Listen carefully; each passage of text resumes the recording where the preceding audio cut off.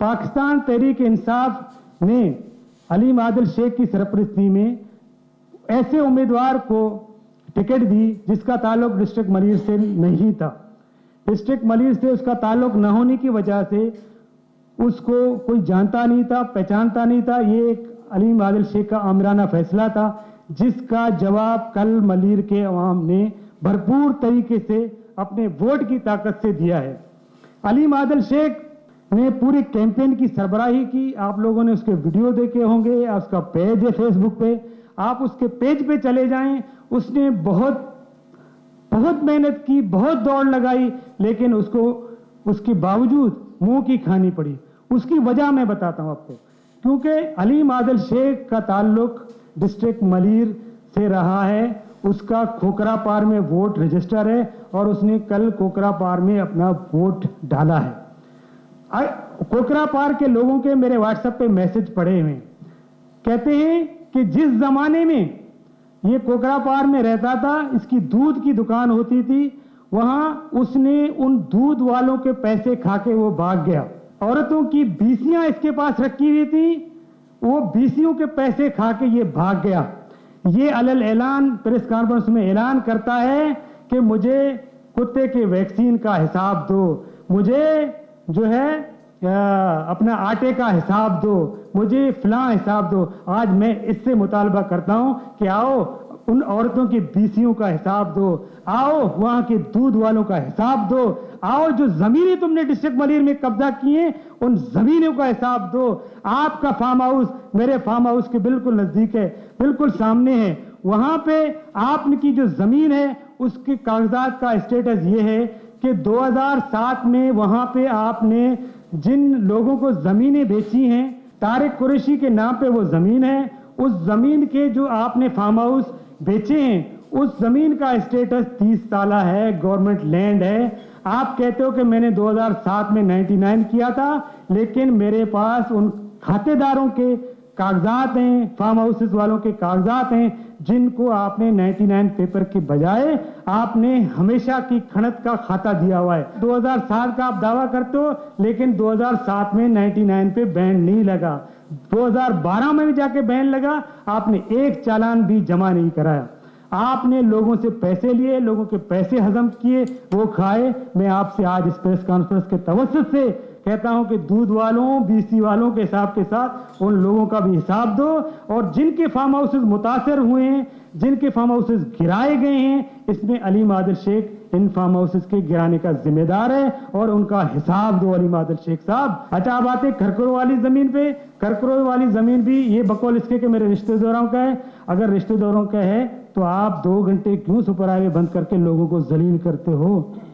वो क्या पाकिस्तानी अवाम नहीं है? वहां पे क्या मरीजों का एम्बुलेंस का गुजर नहीं है? जिसकी चीज होती है उसको आग लगती है। तो ये सारी चीजें तुम्हारी हैं। ये टोपी ड्रामा बंद करो। इस टोपी ड्रामे की वजह से आज आपने पाकिस्तान तहरीक इंसाफ को न सिर्फ डिस्ट्रिक्ट मलीर में बल्कि पूरे सूबा सिंध में कहां से कहां पहुंचा दिया है। मुल्ला ईसा गोट को अलाट हुई जमीन है, उस पर इसने कब्जा किया। अब आप किस मुंह से मुल्ला ईसा गोट वोट लेने जाओगे? आप किस मुंह से ओल्ड दाना वोट लेने जाओगे? आप खोकरापार किस मुंह से जाओगे जहां आपने औरतों की बीसियों के पैसे खाए हुए हैं? आप किस मुंह से जो है ना मेमनगोट जाओगे? वहां के लोगों को आपका पता है, आपकी लैंड ग्रेवरी का पता है, आपकी 2 नंबरियों का पता है। तो अब आपको ये अंदाजा हो गया होगा कि क्यों पाकिस्तान तहरीक इंसाफ का वोट उस इलाके में घटा। पाकिस्तान तहरीक इंसाफ का वोट नहीं घटा है।